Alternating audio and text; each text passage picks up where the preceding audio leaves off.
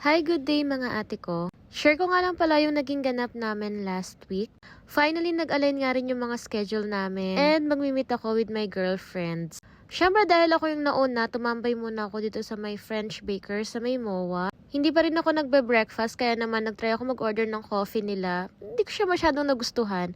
Pati itong Sylvanas, hindi ko na rin siya masyadong nagustuhan kasi for me matamis na siya. Naubos din naman namin yan nung dumating na yung mga girlfriends ko. At ito nga yung unang stop namin, yung CLN. Nagtingin lang kami dyan pero wala rin kaming nabili.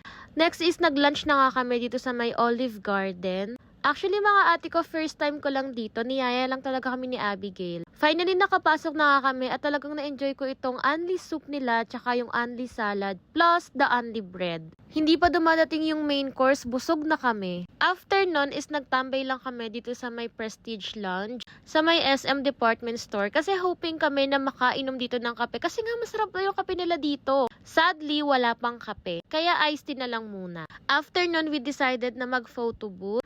At ayan mga ate ko, naglaro na naman sila ng ganda-gandahan. Lagi.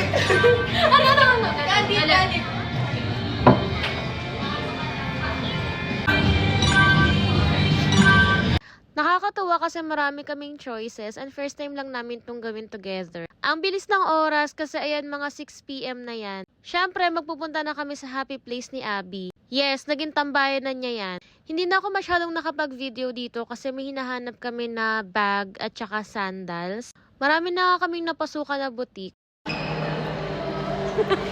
Kala niya Meron kami nagustuhan dito sa Gucci, kaya lang pagpunta namin sa Dior, doon talaga nahulog ang puso ni Abigail. Hay! Ang bilis mabudol ng babaeng to. Di na ako masyadong nakapag-video and ayan na yung last stop namin at tingnan nyo naman, pagod na pagod na. So ayun lang guys, bye!